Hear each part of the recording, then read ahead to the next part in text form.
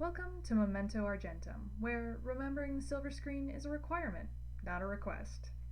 I will be your host, E. Lin, and allow me to tell you a monstrous tale.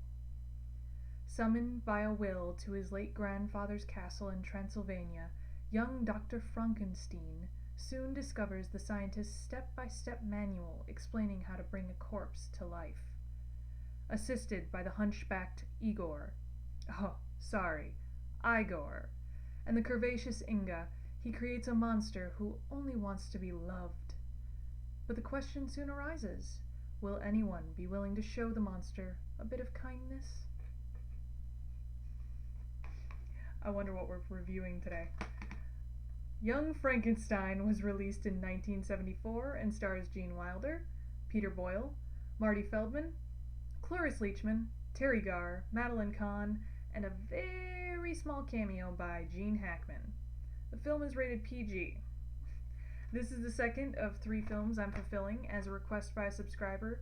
As stated before, she had requested something that I was unable to fulfill, so I asked for an alternate, and this is what we landed on, these 3 movies. Blazing Saddles, Young Frankenstein, and finally Spaceballs. So, I didn't get to see Young Frankenstein nearly as much as Blazing Saddles or Spaceballs, so out of the 3 of them, I actually really enjoyed watching Young Frankenstein way more because I didn't remember as much of the movie. I really enjoyed it a lot. Like, Gene Wilder does great in the manic role.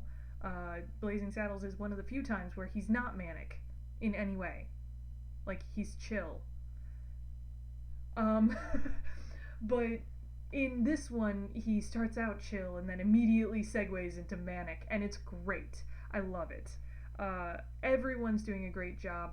Marty Feldman is joy. Cloris Leachman does a great job. Teri Garr, Madeline Kahn. Like, I could just continue to list off the entire cast. They all did a great job. I really thought that they did exactly what was needed for the roles, but it wasn't like they underperformed because they were only doing what the role required. The roles actually required a bit of comedic ability there, and I'm so glad that so many of them were able to pull off the comedic. The choreography and the music were both great. I thought that the music was appropriate for a schlocky 50s film that's like a monster movie, like Universal monster movies. It's very schlocky in that way, but the musical numbers are great because I think there's 2 of them. Maybe there's only the one, but I love the fact that Mel Brooks for some reason adds in musical numbers into his movies because why not? it's it's as good a reason as any. I mean, people give Seth MacFarlane crap for it, but in my opinion, the reason he's doing it is because of Mel Brooks. I really thought that it works. I mean, it's fun. Why wouldn't you just enjoy this silliness of choreography and music? I think Young Frankenstein is totally worth a watch. I understand why people would say no to Blazing Saddles because of how much it was overplayed. Spaceballs for me is verging on a little bit overplayed for my family at least, just because we are such big sci-fi nerds. Like, I grew up on a lot of sci-fi.